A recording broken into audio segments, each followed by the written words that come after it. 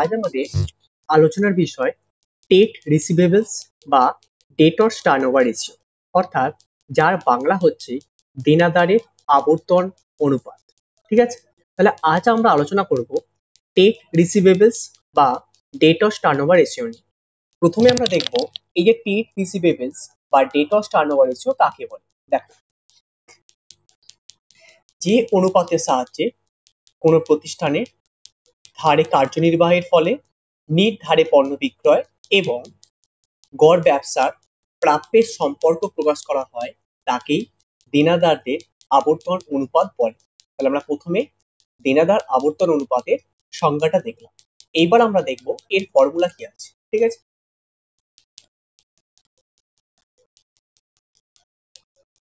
দেখো ফর্মুলা কি বলেছে। টেট রিসিভেবলস টার্নওভার রেশিও ফর্মুলা হচ্ছে credit sales divided by average debtors oblique average টেট রিসিভেবলস। এইবার তোমার মাথায় প্রশ্ন আসতেই পারে, দাদা এখানে অ্যাভারেজ ডেটার্স অবলিক অ্যাভারেজ টেট রিসিভেবলটা কেন করা হয়েছে? তাহলে কি বললাম, টেট রিসিভেবল টার্নওভার রেশিওর ফর্মুলা হচ্ছে credit sales divided by average debtors অথবা অ্যাভারেজ টেট রিসিভেবলস। ওকে, আমি বললাম তোমার মাথায় প্রশ্ন আসতেই পারে এটা অ্যাভারেজ ডেটার্সটা কেন হলো, বা কোথায় আবার টেট রিসিভেবলসটা হবে, কোথায় অ্যাভারেজ ডেটার্স হবে, কোথায় টেট রিসিভেবলস হবে। এটা সম্পূর্ণ ডিপেন্ড করবে অঙ্কের উপর। যে অঙ্কের ক্ষেত্রে শুধুমাত্র ডেটার্স দেবে তাহলে আমরা ডেটার্স দিয়ে করে দিতে পারবো। যে অঙ্কের মধ্যে সাফিসিয়েন্ট টেট রিসিভেবল দেওয়া থাকবে আমরা টেট রিসিভেবল ধরেই অঙ্কটা করব। ঠিক আছে, এবার আস্তে আস্তে আমরা দেখবো ক্রেডিট সেলসটা কাকে বলে। প্রথমে আমরা দেখবো ক্রেডিট সেলসটা কাকে বলে। ঠিক আছে, তাই ক্রেডিট সেলস সমান সমান কি জানি আমরা, ক্রেডিট সেলস সমান জানি টোটাল সেলস থেকে যদি ক্যাশ সেলস বাদ দিই তাহলে আমরা কি পাই, ক্রেডিট সেলস পেয়ে যাই। তাহলে ক্রেডিট সেলসটা কিভাবে বার করব আমরা দেখতে পেলাম। তাহলে টোটাল সেলস থেকে যদি আমরা ক্যাশ সেলসটা বাদ দিয়ে দিই আমরা পাবো ক্রেডিট সেলস। ওকে, এরপর আমরা দেখবো এই যে বলেছে না অ্যাভারেজ টেট রিসিভেবলস, এই অ্যাভারেজ টেট রিসিভেবলটা বার করার আগে আমরা দেখবো টেট রিসিভেবলস এর মধ্যে কোন কোন আইটেমগুলো পড়ে। ঠিক আছে, দেখো টেট রিসিভেবল মধ্যে কোন কোন আইটেমগুলো পড়ছে, একটা পড়ছে ডেটর্স, একটা পড়ছে বিলস রিসিভেবল। তাহলে প্রথমে কি দেখলাম কি টেট রিসিভেবলস এর মধ্যে পড়ছে ডেটর্স আর বিলস রিসিভেবল। ঠিক আছে, এইবার আমার তো টেট রিসিভেবল চাই না, আমার চেয়েছে কি অ্যাভারেজ টেট রিসিভেবলস বা অবলিক অ্যাভারেজ ডেটর্স। তাহলে আমার চেয়েছে কি অ্যাভারেজ, তাহলে আমরা কিভাবে অ্যাভারেজ টেট রিসিভেবলটা বার করবো এবার আমরা সেটা দেখি। ঠিক আছে, দেখো কি লেখা আছে, অ্যাভারেজ টেট রিসিভেবলস লেখা আছে, অ্যাভারেজ টেট রিসিভেবলস। অ্যাভারেজ টেট রিসিভেবলস কোনটা পড়ছে, opening debtors plus opening bills receivable. তার কারণ আমরা জানি টেট রিসিভেবল মধ্যে কোন কোন আইটেমগুলো পড়ে, ডেটর্স আর বিলস রিসিভেবল। তাহলে অ্যাভারেজ রিসিভেবল কি করে বার করব, opening debtors plus opening bills receivable plus closing debtors plus closing bills receivable divided by 2। তাহলে আমরা কি দেখলাম, অ্যাভারেজ টেট রিসিভেবল সমান কি জানি আমরা, opening debtors plus opening bills receivable plus closing debtors plus closing bills receivable divided by 2। এই যে opening debtors plus opening bills receivable এটার নাম আমরা কি জানি, টেট রিসিভেবলস। এই যে দেখলাম আমরা দেখলাম না টেট রিসিভেবলসটা দেখছিলাম তো, টেট রিসিভেবলস এর মধ্যে ডেটর্স আর বিলস রিসিভেবল পড়ে। দেখো তাই আমরা একটা শর্ট ফর্মে লিখে দিলাম বোঝার জন্য, ওপেনিং টেট রিসিভেবল আর ক্লোজিং টেট রিসিভেবল, অর্থাৎ opening debtors plus opening bill receivable আর ক্লোজিং টেট রিসিভেবল মানে কি, closing debtors plus closing bill receivable. তাহলে কি বললাম, ওপেনিং টেট রিসিভেবল মানে কি, opening debtors plus opening bill receivable, closing টেট রিসিভেবল মানে কি, closing debtors plus closing bill receivable. Okay, divided by 2। তাহলে আমরা পেয়ে গেলাম অ্যাভারেজ টেট রিসিভেবল। ঠিক আছে, এইবার একটা নোট দেখো কি লেখা আছে, সদ্য গড়ে ওঠা প্রতিষ্ঠানে ওপেনিং টেট রিসিভেবল না থাকে, যদি অঙ্কের মধ্যে টেট রিসিভেবল ওপেনিং না থাকে সেক্ষেত্রে ক্লোজিং টেট রিসিভেবলকে অ্যাভারেজ টেট রিসিভেবল হিসাবে গণ্য করা হবে। একটা উদাহরণ দিয়ে বলি, ধরো আমি প্রথমে একটা ব্যবসা শুরু করলাম, আচ্ছা আমার ডেটর্স কি করে থাকবে, তাহলে ওপেনিং ডেটর্স কি করে থাকবে, থাকবে না, আমি তো প্রথম ব্যবসা শুরু করছি তাই থাকতে পারে। তাহলে যখন আমার ওপেনিং ডেটর্স থাকবে না তাহলে কি করব, সেই ক্লোজিং ডেটর্সটাকে বা ক্লোজিং বিল রিসিভেবল যেটা আছে দুটোকে অ্যাড করবো, তাহলে সেটা আমার কি চলে আসবে, অ্যাভারেজ ট্রেড রিসিভেবলস। তাহলে কি বললাম, যদি অঙ্কের মধ্যে ওপেনিং ট্রেড রিসিভেবলস না থাকে তাহলে আমরা ক্লোজিং ট্রেড রিসিভেবলস কে অ্যাভারেজ ট্রেড রিসিভেবল হিসাবে গণ্য করবো বা ধরে নেব। ঠিক আছে। আচ্ছা, আমরা এতক্ষণ ধরে যে বিষয়টা আলোচনা করছিলাম, যে ফর্মুলাটি, সেটা হচ্ছে কি, ট্রেড রিসিভেবলস টার্নওভার রেশিও নিয়ে আলোচনা করছি। এর সঙ্গে এই অঙ্কের মধ্যে একটা বিষয় তোমাদের আরো দিয়ে থাকে, সেটা কি বলতো, সেটা হচ্ছে average collection period. Average collection period এটাও কিন্তু অঙ্কে দেয়। সেই অ্যাভারেজ কালেকশন পিরিয়ড অঙ্কে বলবে ডেটস টার্নওভার রেশিওটা বার করো বা ট্রেড রিসিভেবলস টার্নওভার রেশিওটা বার করো এবং সেইটার অ্যাভারেজ কালেকশন পিরিয়ডটা বার করো। তাহলে সেই অ্যাভারেজ কালেকশন পিরিয়ডটা কিভাবে বার করবো আমরা দেখে নিই। দেখো কি লেখা আছে, ডেজ অবলিক মান্থস। যদি আমরা জানি এক বছর কদিনে হয়, আমরা জানি এক বছর 365 দিনে, তাহলে 365 ডিভাইডেড বাই যেটা ডেটস টার্নওভার রেশিও দেবে বা বেরোবে আমাদের কাছে, সেটা লিখে দেবো। তাহলে আমরা কি পেয়ে যাবো, অ্যাভারেজ কালেকশন পিরিয়ড। যদি আমরা সেইটা দিনে বার করলাম, এবার যদি ধরো অ্যাভারেজ কালেকশন পিরিয়ডটা আমরা মাসে বার করি, তার জন্য কি করে বার করবো, আমরা জানি প্রত্যেকে 12 মাসে এক বছর। তাহলে উপরে লিখবো 12 divided by debts turnover ratio যেটা বেরোবে আমাদের, সেটা বসিয়ে দেবো। তাহলে আমরা কি পেলাম, average collection period in month. তাহলে অ্যাভারেজ কালেকশন পিরিয়ড যদি ডেজে বার করতে কি বললাম, তাহলে 365 days divided by debts turnover ratio. যদি মাসে বলে তাহলে কি করে বার করবো, 12 months divided by debts turnover ratio. ঠিক আছে, বোঝা গেছে আশা করি। এইবার আমরা দেখবো এই রেশিও থেকে আমরা জানতে পারি, কি জানতে পারি, প্রতিষ্ঠান ধারে যে সকল প্রতিষ্ঠান বা ব্যক্তিকে পণ্য বিক্রয় করে তারা কত দ্রুত প্রতিষ্ঠানে অর্থ ফেরত দিয়েছে বা প্রতিষ্ঠান আদায় করতে সক্ষম হয়েছে, তা এই অনুপাত থেকে জানা সম্ভব। তাহলে আমরা এই যে ডেটস টার্নওভার রেশিও বলো বা ট্রেড রিসিভেবলস টার্নওভার রেশিও বলো, এটা থেকে আমরা কি জানতে পারলাম, যে প্রতিষ্ঠান ধারে যে সকল প্রতিষ্ঠান বা ব্যক্তিকে পণ্য বিক্রয় করে তারা কত দ্রুত প্রতিষ্ঠানে অর্থ ফেরত দিয়েছে বা প্রতিষ্ঠান আদায় করতে সক্ষম হয়েছে, তা এই অনুপাত থেকে জানা সম্ভব। ঠিক আছে, এটা আমরা দেখলাম। এবার আমরা ছোট ছোট অঙ্কের মাধ্যমে বিষয়টা বুঝে নেব। ঠিক আছে, দেখো কি বলেছে, calculate trade receivables turnover ratio and average collection period. তাহলে কি কি চেয়েছে, ট্রেড রিসিভেবলস টার্নওভার রেশিও চেয়েছে আর চেয়েছে কি, অ্যাভারেজ কালেকশন পিরিয়ড। এবার আমরা দেখবো কি কি ইনফরমেশন দিয়ে দিয়েছে। ক্রেডিট রেভিনিউ ফ্রম অপারেশনস, ব্র্যাকেটের মধ্যে লেখা আছে net credit sales for the year 2023-24, কত লেখা আছে, 1,80,000 টাকা। ঠিক আছে, আমরা দেখতে পেলাম। আর কি ইনফরমেশন দিয়েছে, ডেটর্স কত দিয়েছে, 20,000, আর বিলস রিসিভেবল কত দিয়েছে, 10,000। একটা বিষয় বোঝো, এর মধ্যে এই যে ডেটর্স, আমরা জানি ট্রেড রিসিভেবল টার্নওভার রেশিওর formula credit sales divided by average trade receivables, এটা আমরা জানি। এবার দেখো নেট ক্রেডিট সেলসটা অঙ্কে উল্লেখ করে দেওয়া আছে, এইটুকুনি আমাদের কোনো সমস্যা নেই। কিন্তু যে বিষয়টা নিয়ে আমাদের সমস্যা আছে বা সমস্যা সৃষ্টি হয়েছে, সেটা কি, ডেটর্স এবং বিল হিসেবে লেখা আছে ঠিক আছে, কিন্তু এর আগে বা পরে কোনো জায়গাতে ওপেনিং না ক্লোজিং লেখা নেই। ঠিক আছে, মানে একটা বিষয় বুঝে নেবে, যদি অঙ্কের মধ্যে ওপেনিং বা ক্লোজিং লেখা না থাকে আমরা সবসময় সেটা ডিনোট করবো বা ধরে নেব ওটা ক্লোজিং। তাহলে ডেটর্সটা আমি কি বললাম, ক্লোজিং। দ্যাটস মিন ডেটর্স 20,000 টাকা ক্লোজিং ডেটর্স, আর বিলস রিসিভেবল ক্লোজিং কত আছে, 10,000। এইবার ওপেনিং নেই, আমি এই সবে নোটে একটা কথা বলে এসেছি যে যদি ওপেনিং ট্রেড রিসিভেবল না থাকে সেই ক্ষেত্রে ক্লোজিং ট্রেড রিসিভেবলকেই আমরা অ্যাভারেজ ট্রেড রিসিভেবল হিসেবে গণ্য করবো।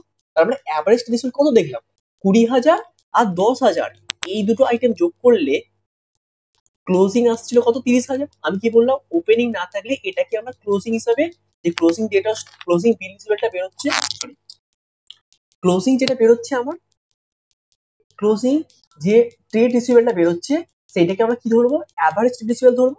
এইবার আমরা তাহলে কি বলবো, ট্রেড সেলসটা পেয়ে গেলাম আর অ্যাভারেজ ট্রেড রিসিভেবলটাও পেয়ে গেলাম। আমি আবারও বলছি, অঙ্কের মধ্যে ওপেনিং ডেটর্স এবং ওপেনিং বিল রিসিভেবল দেওয়া নেই, তাই তো। তাহলে আমরা এই ক্লোজিংটাকে কি ধরবো, অ্যাভারেজ ট্রেড রিসিভেবল ধরবো, তাই তো। দেখো এবার আমরা দেখো, credit sales divided by average trade receivables, credit সেলসটা ছিল কত, 1,80,000 বসিয়ে দিয়েছে, আর অ্যাভারেজ ট্রেড রিসিভেবলস কত, 20,000 প্লাস 10,000 যোগ করে কত এসেছিল, 30,000 টাকা। এইবার এই যে 1,80,000 টাকা ভাজিত 30,000 টাকা, তাহলে কত এলো, 6 টাইমস, তাহলে কত এলো, 6 টাইম, তাহলে আমার টেট রিসিভেবল টার্নওভার রেশিওটা কত ধরলাম 6 টাইমস। ওকে, এইবার আমরা কি চেয়েছে, এখানেই তো কাজ শেষ নয়, এবার আমাদের চেয়েছে অ্যাভারেজ কালেকশন পিরিয়ড। দেখো, যদি অ্যাভারেজ কালেকশন পিরিয়ডটা আমরা মাসে বার করি, তাহলে কি করে বার করবো? অ্যাভারেজ কালেকশন পিরিয়ড ব্র্যাকেটের মধ্যে লেখা আছে, দেখো মান্থস, ঠিক আছে? তাহলে কি জানি আমরা, 12 মাসে 1 বছর, তাহলে লিখলাম 12 মান্থস ডিভাইডেড বাই টেট রিসিভেবল টার্নওভার রেশিও, বসিয়ে দিলেন ফর্মুলাটা। তাহলে ওপরে তাহলে কি বসলো, 12 বসে গেল 12 মাস বলে, আর নিচে টেট রিসিভেবল টার্নওভার রেশিওটা কত বেরিয়েছিল আমরা এসবে দেখলাম, এই যে 6 টাইমস। তাহলে এই 6টা বসিয়ে দিলাম, 6টা বসিয়ে দিলাম, তাহলে অ্যান্সার কত এলো 2 মান্থস। ঠিক আছে, তাহলে অ্যাভারেজ কালেকশন পিরিয়ড যদি মাসে বার করি, তাহলে সেক্ষেত্রে আমাদের এই অঙ্কটার ক্ষেত্রে কত হলো 2 মান্থস। ঠিক আছে, এবার যদি অ্যাভারেজ কালেকশন পিরিয়ড ডেসে বার করতে পারি, তাহলে সেভাবে কি করে বার করব? Average collection period is equal to, আমরা জানি 365 দিনে একটা বছর, তাহলে 365 ডেজ ডিভাইডেড বাই টেট রিসিভেবল টার্নওভার রেশিও। তাহলে কি উপরে দেখলাম 365 বসিয়ে দিলাম, নিচে বসলাম কত 6। দেখো আমার 6 বসানোর পর কত 365 আর ভাজিতক 6, এই 6টা কোত্থেকে পেলাম, টেট রিসিভেবল টার্নওভার রেশিও বেরিয়েছিল কত আমার 6, তাহলে 6টা বসিয়ে দিয়েছি। তাহলে 365 ভাজিতক 6, তাহলে কত এলো 60.83। ঠিক আছে, তাহলে কত এলো 60.83। আচ্ছা, একটা তোমাকে জিনিস বলে দিই, যদি 5 বা 5-এর পরে হয় ঘরটা, তাহলে আমরা পরবর্তীটা ধরবো, আর যদি 5-এর আগে হয় তাহলে আমরা তার আগেরটা ধরবো। কি বললাম, যদি 5 বা 5-এর অধিক হয় তাহলে আমরা পরের ঘরটা ধরবো, যদি 5-এর কম হয় তাহলে আমরা তার আগের ঘরটা ধরবো। ঠিক আছে, তার মানে 60.83, তার মানে কি আটটা কি 5-এর পরে, তার মানে কি ধরবো 61 ডেজ, তাই তো 61 দিন। ঠিক আছে, তাহলে আমরা প্রথম অঙ্কটা দেখলাম। এইবার আমরা দ্বিতীয় অঙ্ক দিয়ে যাচ্ছি, কি লেখা আছে, ক্যালকুলেট টেট receivable turnover ratio from the following data. কি কি লেখা আছে, total revenue from operation, total sales দিয়ে দিয়েছে 5 লাখ টাকা, ক্যাশ সেলস দিয়েছে কত 3 লাখ টাকা, total TET receivable at the beginning of the year, beginning কথা মানে কি, এটা হচ্ছে ওপেনিং, টেট receivable at the end of the year মানে এটা ক্লোজিং। ঠিক আছে, দেখো এই ইনফরমেশন গুলো দেওয়া আছে, আমার কি বলেছে টেট রিসিভেবল টার্নওভার রেশিও তুমি বার করে দেখো। ঠিক আছে, দেখো আমরা এবার টেট রিসিভেবল টার্নওভার রেশিওটা বার করব। কি করে বার করবো, আমরা ফর্মুলা জানি, credit sales divided by average trade receivables আমরা জানি। এইবার ক্রেডিট সেলসটা বার করব, এবার আমি কি বললাম, ক্রেডিট সেলস এর ফর্মুলা কি, total sales minus cash sales, আমরা জানি, বসিয়ে দিলাম। তাহলে টোটাল সেলস ছিল কত 5 লাখ, বসিয়ে দিয়েছি, ক্যাশ সেলস ছিল কত 3 লাখ, বসিয়ে দিয়েছি, তাহলে এলো কত 2 লক্ষ টাকা। এই 2 লক্ষ টাকা কি এলো, ক্রেডিট সেলস এলো। ঠিক আছে, এইবার আমাদের কাজ কি, অ্যাভারেজ ট্রেড রিসিভেবল বার করা। তাহলে অ্যাভারেজ ট্রেড রিসিভেবল বার করব, opening trade receivable plus closing trade receivable divided by 2, opening trade receivable plus closing trade receivable divided by 2, তাহলে এলো কত 60,000 প্লাস 40,000 ডিভাইডেড বাই 2, তাহলে এলো কত 60,000 40,000 যোগ করলে আসছে 1 লাখ, ভাজিতক 2 কত এলো 50,000, তাহলে অ্যাভারেজ ট্রেড রিসিভেবলটা কত এলো 50,000। ঠিক আছে, এবার অতএব টেট রিসিভেবল টার্নওভার রেশিও ফর্মুলা কি, credit sales divided by average trade receivables. তাহলে ক্রেডিট সেলসটা কত ছিল 2 লক্ষ টাকা, বসিয়ে দিয়েছি, অ্যাভারেজ ট্রেড রিসিভেবল কত ছিল 50,000 টাকা, বার করেছি, বসিয়ে দিলাম, তাহলে 2 লক্ষ ভাজিতক 50,000 কত এলো 4 টাইমস। ঠিক আছে, তাহলে 4 টাইমস পেয়ে গেলাম। তাহলে টেট রিসিভেবল টার্নওভার রেশিও দেখে নিলাম আমরা। এরপরের অঙ্কটা, টেট receivable turnover ratio from the following information. ঠিক আছে, দেখ ডেটরস এর ওপেনিং ক্লোজিং দিয়ে দিয়েছে, বিল সেলস এর ওপেনিং ক্লোজিং দিয়েছে, আর ক্রেডিট নেট ক্রেডিট সেলস দিয়ে দিয়েছে, আর প্রভিশন ফর ডাউটফুল ডেট দিয়েছে। It's not informative information. দেখো তাহলে ট্রেড রিসিভেবল ফর্মুলা কি আমরা জানি, credit sales divided by average trade receivables. এইবার ক্রেডিট সেলসটা অঙ্কে বলে দিয়েছিল কত, আমরা দেখেছিলাম এই যে 1,50,000 বলা ছিল। এরপরের কাজ কি আমাদের, অ্যাভারেজ ট্রেড রিসিভেবল বার করতে হবে। এবার আমি বলেছিলাম ট্রেড রিসিভেবলের মধ্যে কোন কোন আইটেমগুলো আছে, ডেটর্স আর বিল রিসিভেবল, আর অ্যাভারেজ রিসিভেবল কিভাবে বার করবো, opening debtors plus opening bill receivable plus closing debtors plus closing bill receivable. দেখো তাহলে ওপেনিং ডেটর্স ছিল কত 30,000 বসিয়ে দিয়েছি, ওপেনিং বিল রিসিভেবল 10,000 ছিল বসিয়ে দিয়েছি, প্লাস 15,000 প্লাস 5,000 এটা কি ক্লোজিং ডেটর্স, এবং closing bill receivable divided by 2 বসিয়ে দিয়েছি।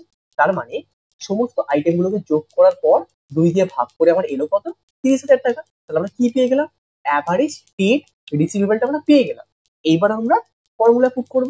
তাহলে অতএব টেট receivable turnover ratio is equal to 1,50,000, এটা হচ্ছে এইচএস বলে দিয়েছিল, আর আমরা এই সবে অ্যাভারেজ টেট রিসিভেবলটা বার করলাম কত 30,000, তাহলে 1,50,000 ভাজিত 30,000, তাহলে এলো কত 5 টাইমস। ঠিক আছে, তাহলে আমরা এই একটা অঙ্ক দেখলাম।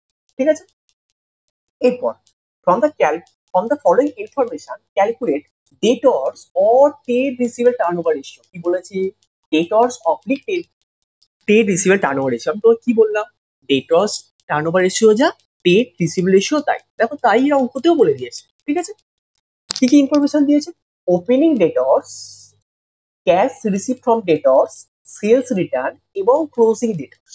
ঠিক আছে, এইবার আমরা কি জানি, ট্রেড রিসিভেবল টার্নওভার রেশিওর ফর্মুলা কি, credit sales divided by average credit sales. আমি তোকে একটা কথা বলেছিলাম মনে পড়ে, যখন প্রথম বলছিলাম যে অঙ্কটা অ্যাভারেজ ক্রেডিট সেলস দিয়ে করতে পারা যায় কিংবা অ্যাভারেজ ডেটর্স দিয়ে করতে পারে, কিন্তু আমার ক্ষেত্রে সেই ইনফরমেশনটি কাজে লাগবে যে ইনফরমেশন অঙ্কে দেওয়া থাকে। ঠিক আছে, দেখো এই ক্ষেত্রে কিন্তু বিলস রিসিভেবল কোথাও উল্লেখ করে দেওয়া নেই, তার মানে আমি বলতে পারি এটা অ্যাভারেজ ডেটর্স দিয়ে চলে আসে। দেখো ডেটর্স এর ভ্যালু দেওয়া আছে, কোথাও কি অঙ্কের মধ্যে লেখা আছে bills receivable value opening closing, লেখা নেই তো, তাহলে আমরা কি লিখবো, credit sales divided by average debtors. ঠিক আছে, মানে অঙ্ক অনুসারে আমরা কিন্তু কাজ করছি। ঠিক আছে, অঙ্কের সাফিসিয়েন্ট ইনফরমেশন অনুসারে আমরা কাজটা কিন্তু করে যাচ্ছি। ঠিক আছে, তাহলে আমি এই ক্ষেত্রে ফর্মুলা কি লিখলাম, credit sales divided by average status. ঠিক আছে, দেখো বসিয়ে দিয়েছি, কোনো সমস্যা নেই আশা করি। Credit sales divided by average status. এইবার ক্রেডিট সেলসটা বার করবো কিভাবে, দেখো তার জন্য একটা জিনিস লিখেছি, cash receive from debtors plus sales return plus closing debtors minus opening debtors. তাহলে cash receive from debtors plus sales return plus closing debtors minus opening debtors যদি করি, তাহলে আমরা কি পাচ্ছি, ক্রেডিট সেলস। এবার ক্যাশ রিসিভ ফ্রম ডেটর্সটা কত ছিল, 2,60,000 বসিয়ে দিয়েছি, কোনো সমস্যা নেই। সেলস রিটার্ন 10,000 ছিল, বসিয়ে দিয়েছি, কোনো সমস্যা নেই। ক্লোজিং ডেটর্স 30,000 ছিল, বসিয়ে দিয়েছি, কোনো সমস্যা নেই। মাইনাস ওপেনিং ডেটর্স কত 50,000 বসিয়েছি, সমস্ত কিছু সাম আপ করে কত এলো আমার কাছে, 2,50,000 টাকা। ঠিক আছে, তার মানে আমরা কি দেখলাম, 2,50,000 হচ্ছে ক্রেডিট সেলস। এইটা তোমাদের কাছে খটোমটো লাগতে পারে, এই ক্রেডিট সেলসটা এত কেটে খুঁটে আমি বার করলাম। ঠিক আছে, তোমার এটা বুঝতে অসুবিধা হতেই পারে, তার জন্য তোমাকে একটা আরেকটা ইজিয়েস্ট প্রসেস থাকে কিভাবে বার করতে পারে। তোমার যদি মনে হয় আমি এই প্রসেস করবো, এই প্রসেসও করতে পারো, এরপরে আমি আরেকটা প্রসেস দেখাচ্ছি, তুমি সেই প্রসেসও করতে পারো, অ্যান্সার কিন্তু 2,50,000 টাকাই আসবে। ঠিক আছে, দেখো আমি কি করেছি, একটা ডেটর্স অ্যাকাউন্ট খুলেছি। আচ্ছা, আমরা তো প্রত্যেকে জানি ধারে মাল বিক্রয় করলে ডেটর্স তৈরি হয়ে যায়, তাই তো। এবার দেখো তাহলে ডেটর্স অ্যাকাউন্ট খুলেছি, এইবার ডেটর্স এর ওপেনিং ব্যালেন্স কত দেওয়া ছিল অঙ্কের মধ্যে, 50,000 টাকা। দেখো কি লিখেছি, টু ব্যালেন্স বিডি, তাহলে এটা কি, এটা ওপেনিং। ঠিক আছে, আর ডেটর্স এর ক্লোজিং ব্যালেন্স কত দেওয়া ছিল, 30,000 টাকা, এটা কি তাহলে ক্লোজিং। তাহলে কি দেখলাম, ডেটর্স এর ওপেনিং ব্যালেন্স 50,000 টাকা, ডেটর্স এর ক্লোজিং ব্যালেন্স 30,000 টাকা বসিয়ে দিয়েছি আমরা, আশা করি এইটুকু পার্টে কোনো সমস্যা নেই। ঠিক আছে, এইবার যে বিষয়টা আমাদের বুঝতে হবে, ডেটর্স এর মধ্যে আর কি হয়েছে, সেলস রিটার্ন হয়েছে। সেলস রিটার্ন কোন দিকে আসবে, কে দিকে আসবে, ক্যাশ রিসিভ কোন দিকে আসবে, কে দিকে আসবে। এবার যদি সাম আপ করি, আমরা কোন দিকটা ভাই দেখতে পাবো, ক্রেডিট সাইডটা, তাহলে এলো কত 3,00,000 টাকা, তাহলে বসে 3,00,000 লিখে দিলাম, বাকি 2,50,000 টাকা এলো ব্যালেন্সিং দিকে। ঠিক আছে, ব্যালেন্সিং মানে এটা কত, 2,50,000 ক্রেডিট পেয়ে গেলাম। এইবার আমরা কি জানি, ওপেনিং ডেটর্স কি করে জানি, opening debtors plus closing debtors divided two, তাহলে কি পাই আমরা, অ্যাভারেজ ডেটর্স। তাহলে 50,000 টাকা ওপেনিং ডেটর্স, ক্লোজিং ডেটর্স 30,000 টাকা ডিভাইডেড বাই 2। ঠিক আছে, তাহলে 50,000 প্লাস 30,000 ডিভাইডেড বাই 2, তাহলে এর কত 40,000, আমরা কি পেয়ে গেলাম, অ্যাভারেজ ডেটর্স। এইবার আমরা করবো কি, টেট রিসিভেবল টার্নওভার ফর্মুলা করছি, কি করবো, credit sales divided by average debtors. তাহলে ক্রেডিট সেলসটা ছিল কত, 2,50,000, আর এলো কত অ্যাভারেজ ডেটর্সটা 40,000, 2,50,000 ভাগ 40,000 এলো কত 6.25 টাইমস। আমি আবারও বলছি, এই ক্রেডিট সেলসটা তুমি বার করেছো, দেখো তোমার যদি মনে হয় লেজার পোস্টিং করে বা লেজার করে ডেটর্স এখন করে তুমি কিন্তু ক্রেডিট সেলসটা বার করতেই পারো। ওপেনিংটা জানি আমরা বসিয়ে দিয়েছি, ক্লোজিংটা আমি বসিয়ে দিয়েছি, সেলস রিটার্নটা বসিয়ে দিয়েছি জানি, ক্যাশ রিসিভ করে ডেটর্স থেকে ক্রেডিট দিকে আসবে। আমরা কি জানি, ডেটর্সের ওপেনিং ডেবিট দিকে বসছে, ক্লোজ ক্রেডিট দিকে বসছে, রিটার্ন করেছে, তার মানে কি ক্রেডিট দিকে আসছে, ক্যাশ রিসিভ করেছে ক্রেডিট দিকে আসছে। আর বাকিটা ওদিকটা ভারী হচ্ছে দেখলাম, 8 সেকেন্ড 10,000 যোগ করলাম, 2,60,000 যোগ করলাম, 30,000 যোগ করলাম, কত হলো 3,00,000 টাকা। আর এদিকে ছিল কত 2,50,000 টাকা, তারপরে এদিকে আসতে আছে কত 2,50,000 টাকা। তাই এই 2,50,000 টাকা 2,50,000 টাকা ক্রেডিট সেলস, তাই তো। তুমি এই পদ্ধতিতেও করতে পারো, আবার এই পদ্ধতিতে করতে পারো, বোথ আর কারেক্ট, তুমি যেটা ভালো বুঝতে পারবে তুমি সেই পদ্ধতি করবে। ঠিক আছে।